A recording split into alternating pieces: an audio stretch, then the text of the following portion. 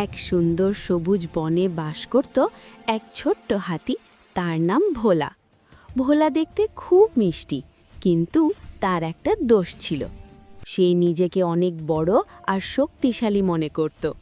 একদিন ভোলা বনের পথ দিয়ে ধূপধাপ করে হাঁটছিল। হঠাৎ তার সামনে পড়ল এক ছোট্ট পিঁপড়ে, যার নাম পিপু। পিপু একটা চিনির দানা পিঠে নিয়ে খুব কষ্ট করে বাসায় ফিরছিল। ভোলা পিপুকে দেখে হাসতে হাসতে বলল, ওরে পিপু, তুই তো এত ছোট যে আমি ফু দিলেই তুই উড়ে যাবি। পিপু শান্ত গলায় বলল, ভোলা ভাই, কাউকে ছোট দেখে হাসাহাসি করতে নি, সবারই নিজস্ব ক্ষমতা আছে। ভোলা সুর নেড়ে বলল, যা যা, আমার মতো শক্তিশালী আর কেউ নেই। কিছুক্ষণ পর ভোলা একটা সুন্দর লাল রঙের বল নিয়ে খেলতে শুরু করল। খেলতে খেলতে হঠাৎ বলটা গড়িয়ে একটা সরু গর্তের ভেতর পড়ে গেল। ভোলা তার বড় সুরটা গর্তের ভেতর ঢুকিয়ে বলটা বের করার চেষ্টা করল, কিন্তু গর্তটা এতই ছোট ছিল যে ভোলার সুর সেখানে ঢুকছিলই না।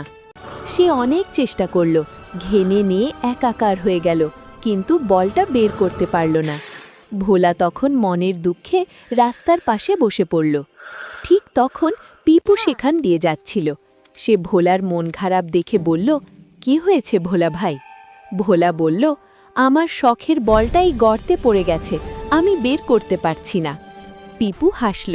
সে টুপ করে গর্তের ভেতর ঢুকে গেল।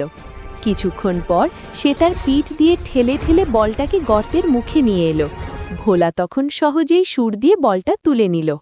অবাক হয়ে বলল, পিপু, তুমি এত ছোট হয়েও এই কাজটা করলে, আমি এত বড় হয়েও পারলাম না। পিপু হেসে বলল, দেখলে তো ভাই, গায়ের জোরই সব কিছু নয়, বুদ্ধির জোর আর ছোটদের কাজও অনেক গুরুত্বপূর্ণ। ভোলা সেদিন বুঝতে পারল, কাউকে ছোট ভাবা ঠিক নয়। সেদিন থেকে ভোলা আর পিপু হয়ে গেল সেরা বন্ধু। তাই ছোট্ট বন্ধুরা, এই গল্পের শিক্ষা হলো, কাউকে ছোট বা দুর্বল ভাবতে নেই, প্রত্যেকেরই নিজস্ব ক্ষমতা ও গুরুত্ব আছে।